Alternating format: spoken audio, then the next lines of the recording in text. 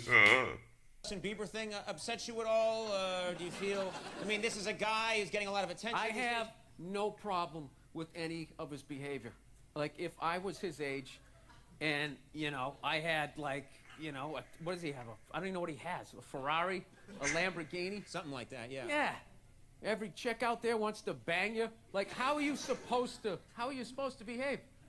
Limos. He is a limo driver at 19, and he's not, like, going to a prom. It's like he's going to an arena where everyone's screaming his name. His behavior is completely normal.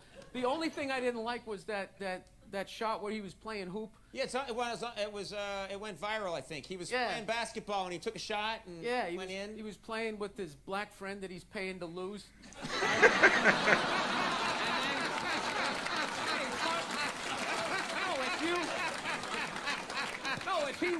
If that dude wins, he's out of the entourage. He's got to go get a job. So he's got to sit there like, you know, his phone was blowing up this whole week like this, and you don't understand how it works. I have to lose, or I got to get a job. So I just didn't like, he hit a layup. He hit like a 12-footer, and then he turns around, and he's like glaring at the camera like I said he couldn't do it or something. It was just like that. He looks into the camera like I showed all of you. I never saw Jordan do that. There he is.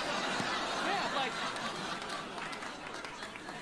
like he just did something. It didn't even look like the net was regulation. It looked like one of those. He's just sitting there. No, I was just watching it, having empathy for him, going, yeah, that's what I would be doing. I'm surprised he's not doing blow. That's what I would have done, right? And then I get that look, and I was just like, you know what, F this guy. What do you think of parents now? How do you compare them to parents in the 70s? Oh, it's just completely, the kids have so much power. It's like ridiculous. Like half of these kids, I'm like, I look and I just have what happened to me. And I'm like looking at a kid and be like, this kid's about ready to get punted across the grocery store. And it just never happens. Right. They just, like when I was a kid, if you didn't finish your supper, as we called it. Supper, yeah. Yeah, my mother was just like, well, you're going to finish, she would just wrap it in cellophane and you just picked up where you left off for breakfast. Yeah, I remember one night we had cube steaks. Cube steak was like, literally had to hit it with a hammer to make it like edible. And so we were having cube steaks, and I forget, my little brother was still in a high chair, and he couldn't finish his. So my mother goes, all right, well, you're just going to have to eat it for breakfast. And that was like 8 hours away, which was like half his life. So he was like, all right, I'll take that deal. So the next morning, I remember we were having waffles. My mother always made Sunday breakfast. So we had all these waffles, eggs, bacon, this whole layout. My brother was looking at half-eaten cube steaks and a little mound of green bean casserole. And he goes, so he looked at my mom. He goes, Mom, can I have a waffle? And she goes, no, you got to finish your supper. He's like, well, after I finish my supper, then can I have a waffle? She goes, no, that is your breakfast. And he goes, oh, Mom, I hate you.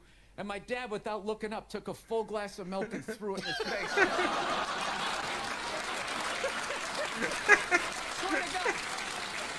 This is what kills me. What kills me. You want everyone today to have as miserable a childhood as you had. No, but it was kind of funny.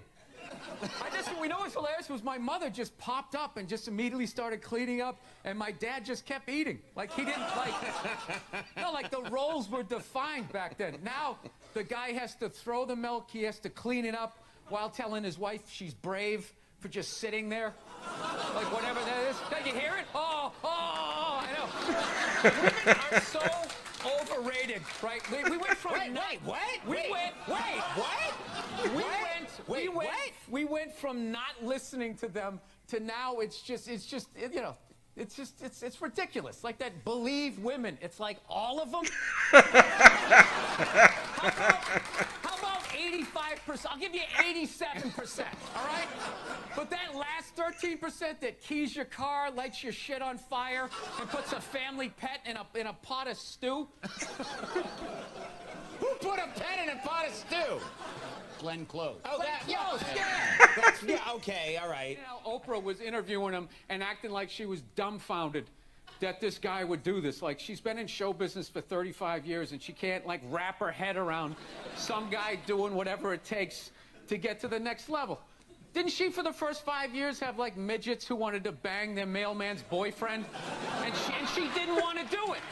She didn't want to do it, but she didn't have the power to say no. So she wrote it out. And then when she could make a good decision, she did a show. But she stood on the heads of those little people for 5 years until she got, and then she's sitting there across from this guy like, so how could you know exactly what he's doing. It's the stupidest thing I've ever seen. The top 20 guys like all tested positive for roids. So our roided up guy beat your roided up guy. Okay? So you want to go with the 22 caliber. Right. Perfect gun to shoot in the house. It's a low caliber gun. You can't really kill anybody from a distance. You know, so if they take a hostage, you can just start shooting at them. Perfect. Just let it go. It's just good to know. Yeah. So when I'm on the road, I talk about getting a 22. Everybody makes fun of me. You know, because, you know, it's that guy thing. Like, oh, what, are you going to shoot a squirrel? Yeah. With your little, little gun? But if you're in a house, that's what you want. Little 22. So it's a 22 you think is superior to the well, you don't want to get part like of a vacuum cleaner. Yeah. You don't have like a 44 Magnum. It's like you're going to shoot through the guy, through the wall, blow your dog's brains out, and, like, drop the engine out of your car. It's way too much. Just 22. get like a little 22. You can still hear if you miss.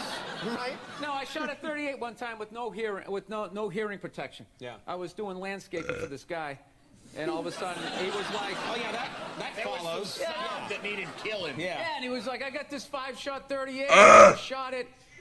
It was the 80s, so you're like, yeah, why not? There's Wait a no minute. laws. You can't explain anything by just saying, oh, it was the 80s. Yeah, you could just... Why did you do that? It was the 80s. No, it was. We went down the street. Somebody burned a car for insurance, so we were shooting at that. And after the first shot, I couldn't hear anything, and I never forgot that. So if you're in the house and you miss, now you can't hear. You're blinded by the muzzle flash. This guy's coming around your bed with a sickle, and you're shooting the wrong way. He's got a sickle? Is he harvesting wheat? What's he doing? What's he doing in your house? No, With a sickle. I honestly, as you get older, you think about safety, and I totally relate to that. Yeah. When you're home alone, it's just that feeling. Yeah. It's just you're the only person there. You're what's for dinner. If somebody comes in, it's on you. That's why I never was comfortable in a motel. What? Because you're just laying in this bed like 2 feet from a door that just opens up into the parking lot. Any guy can come in, and you're just not ready to have a fight to the death. You're just laying there. You know, you turn the chest, this guy comes in. Hey?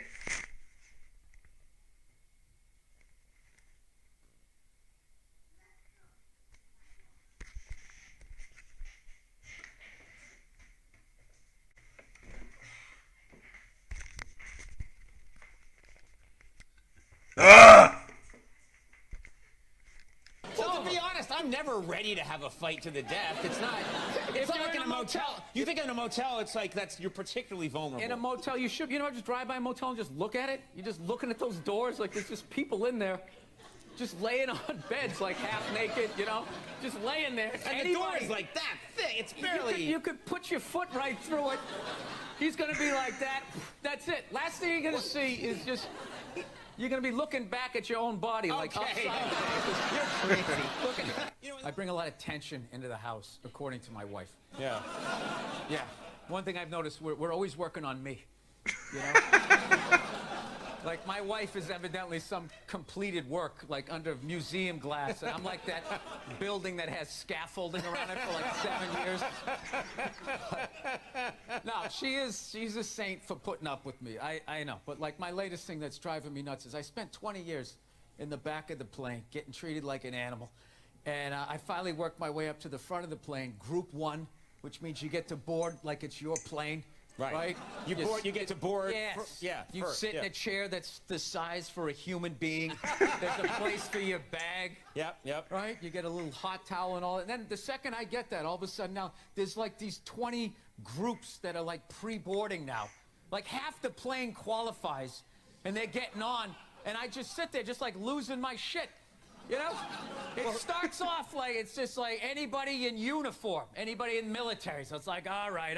But after like the 20th guy, you just start being like, have you seen action? Are you on the front lines, please?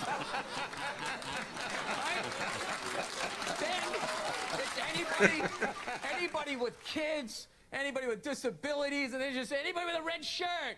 Hey, it's Tony Tuesday. Anybody named Anthony can get on. Dude, one time, I saw this guy get on the plane. Okay, he wasn't in uniform. He didn't have kids. He had all his limbs. He wasn't limping. He didn't have a cough. He just walked on the plane. It's like, who the is that guy? How did I get on before that guy? So... No, I always hated the anxiety of being in the back of the plane. I just remember, like, the worst is whenever you would get your seat and you'd sit there and they're about ready to close the door and you'd have that empty seat next to you. Like, the poor man's first class. You're like, oh, shit, I'll bring the armrest up. I can actually be great. And then all of a sudden, some fat bastard gets on the phone. No! You're literally, you're like Quint at the end of Jaws, like, sliding on the phone.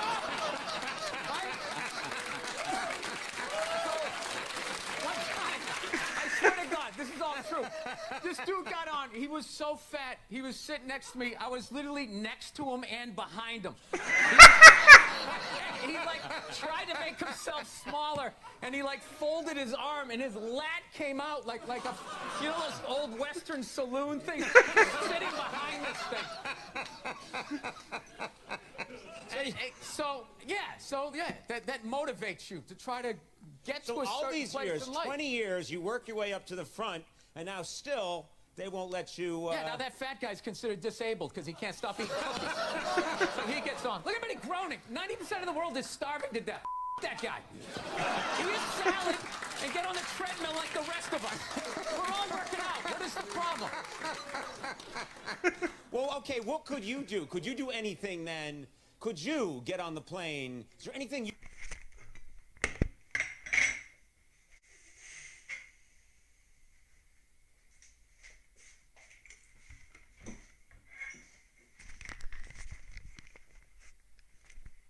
could do Oh, that would Conan, get I Bill imagine there's something that I could be doing.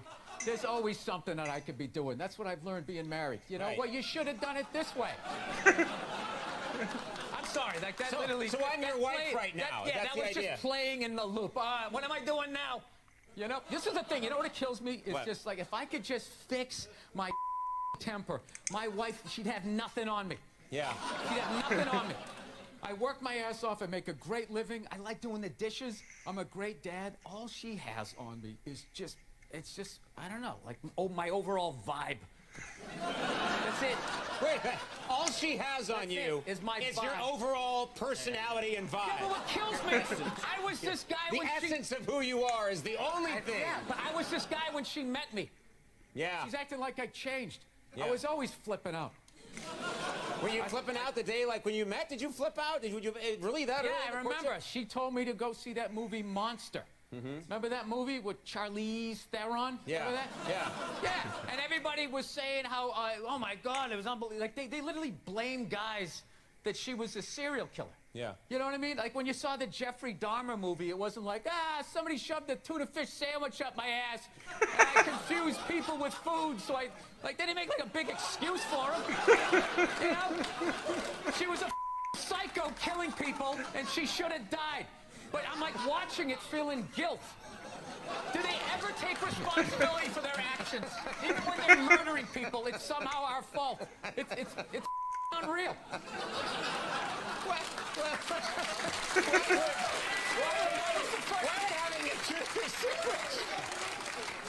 Why would having a tuna fish sandwich shoved up your butt make you want to eat people? Because another man did it. Right? It was another person. So you equated, I don't know, sex with food? I forget how the idea went. But all I know is she laughed when I said it. She was dying laughing and kind of saw my point. And I always hate when she says to me, she'd just be like, you know, I just don't see where is that coming from? Where is that coming from? It's just like, honey, how many childhood stories do I have to tell you before you follow the breadcrumbs to the psycho that you married? I mean, did you ever take a psychology class like you didn't see this coming? Right. That's what it is. It's not that she says that I'm a jerk. It's just the nerve to be surprised.